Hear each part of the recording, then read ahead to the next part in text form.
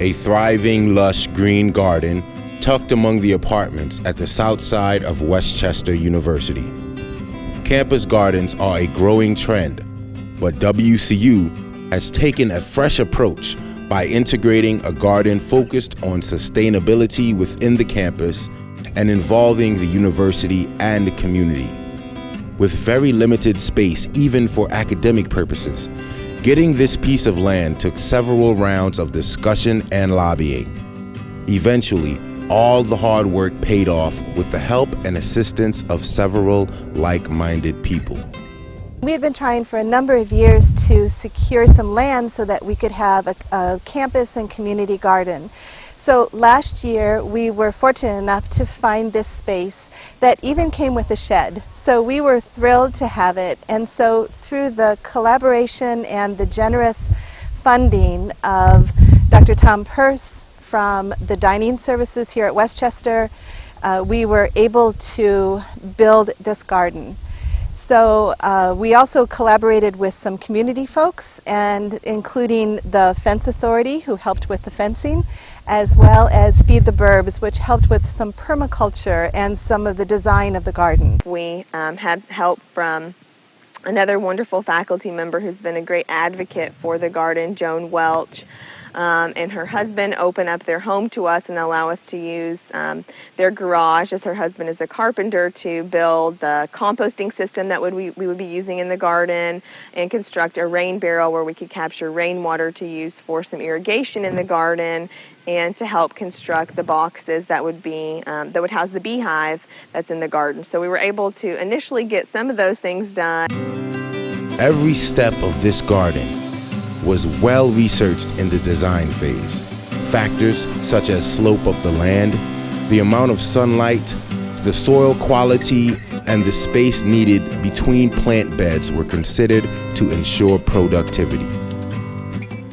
Community partners with expertise in garden layout also provided assistance in the garden design. The campus garden follows organic practices and abstains from the use of any kind of chemicals or fertilizers. This organic garden is now home to a wide variety of vegetables, herbs, and edible flowers. We do still have challenges, and this is our first year, so we're still learning and growing. We also hope to have a greenhouse, as well as some hoops for over some of the beds, so that we can actually have a 3-season garden, so that we can go well into the fall semester, and we will be starting very early in the spring.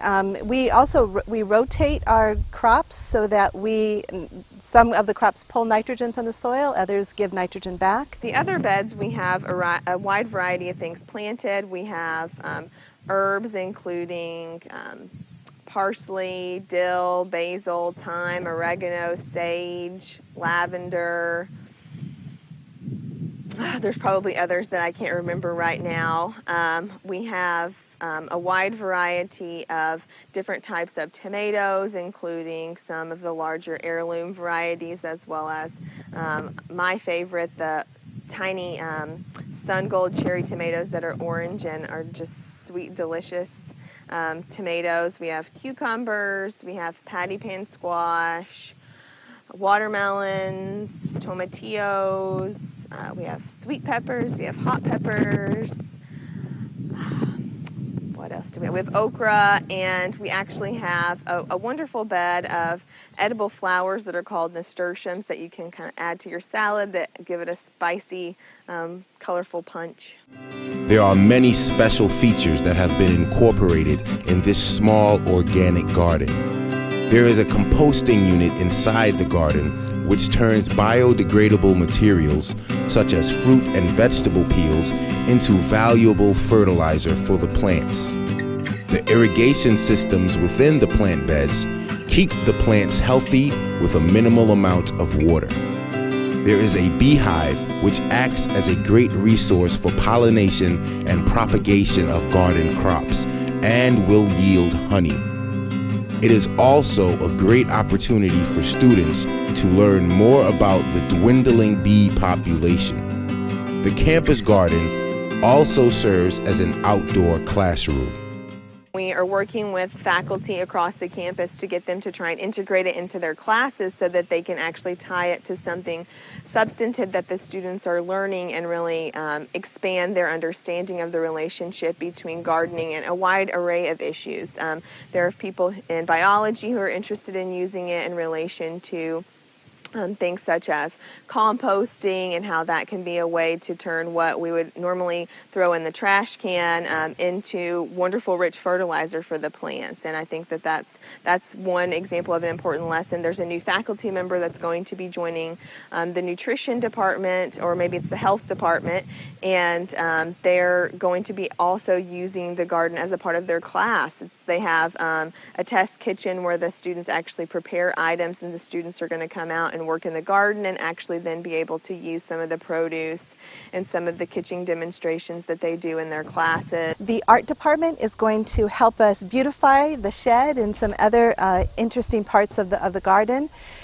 We are also hoping that it's a part that is part for research for faculty. And in a variety of ways. So we're encouraging both faculty and staff and students to use this as a volunteer opportunity, as service learning for our students. And by the way, it is listed at the university as a service learning activity. Andrew Phillips, a student at Westchester University, is a garden intern who has been involved in the creation and maintenance of the garden. He is very excited to be a part of the campus garden and feels that it has been a great learning experience to watch the large plants grow from tiny seeds. Students like Andrew are introduced to a wide variety of plants and herbs, and it has helped them understand the importance of procuring locally produced seasonal foods. One of the aims of this organic garden is to rely on sustainable practices. For example, students are taught to use unconventional methods to safeguard the plants. Pest control is managed through companion planting. This is a process where specific combinations of crops are planted together to confuse pests, making it difficult for them to locate their food source. Instead of fertilizers, we use mushroom compost and our own compost, which help revitalize the soil. To keep pests out, it's inevitable you'll lose some crop to pest, but we'll use other practices like spraying garlic with olive oil, for example, for certain insects. Or a trick is sprinkling dog hair around the perimeter of a garden to keep rodents out. So it's definitely a learning experience with that, getting all the tricks down, because it is more difficult than using chemical fertilizers and pesticides and herbicides, but it's a lot more rewarding and a lot more healthy. Before I started helping the garden in this South Campus Garden and started to volunteer, I wasn't too sure on when, say, potatoes were to be harvested, or how to turn over watermelons to certain sides so that they get more or less sun. Staking up the tomato plants into the cages and trimming back the basil leaves. All of that has been a great experience altogether. In addition to the services of interns such as Andrew and Jessica, the WCU Campus Garden is a product of hundreds of volunteer hours.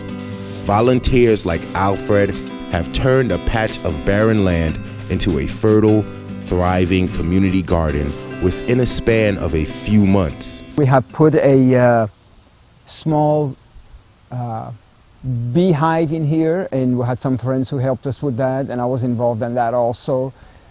So it's been a really a learning experience to see how all these vegetables have grown to produce fruits, and it's really a very eye-opening experience to see how we can learn from our fruits of labor, to see what we can do with the vegetables. By trade, I'm a chef, so it helps me see how different vegetables have grown, and what time of the year, and what's available, and what can be done with it. One of the probably best perks of being a volunteer is that if there's something that's ripe, then you get to take it with you when you're done with your time helping out in the garden. We also have high hopes of, especially in future years, planting in a way that's going to produce a greater yield, and we're already actively forming partnerships with entities such as the Chester County Food Bank and some other places around Westchester that serve food or that provide food to underprivileged individuals, and we're really looking forward to being able to offer, even if it's not a lot, but to offer some fresh, healthy vegetables through those entities so that they make it their way to the hands of individuals who really need access to healthy foods. It may seem easy, but this green patch comes with many challenges, and it requires constant attention. Weeds can easily take over the garden if left unaddressed. Hand weeding is the best and most environmentally friendly option to safely remove weeds. Mulching around the beds helps to minimize weeds. Other threats include groundhogs, rabbits, and rodents that have found a way to sneak inside in spite of the fencing. The garden cannot survive these threats without the constant support of the student, staff, faculty, and community volunteers. We are always looking for volunteers. As well as, right now we're trying to develop a schedule to understand exactly when we need to water, weed, and to harvest, and to make sure that we're getting those wonderful produce to the end destinations. So if anyone's interested in volunteering, we strongly encourage you to please get in touch with us. It is on the Sustainability Advisory Council webpage, and there is a link to the community gardens.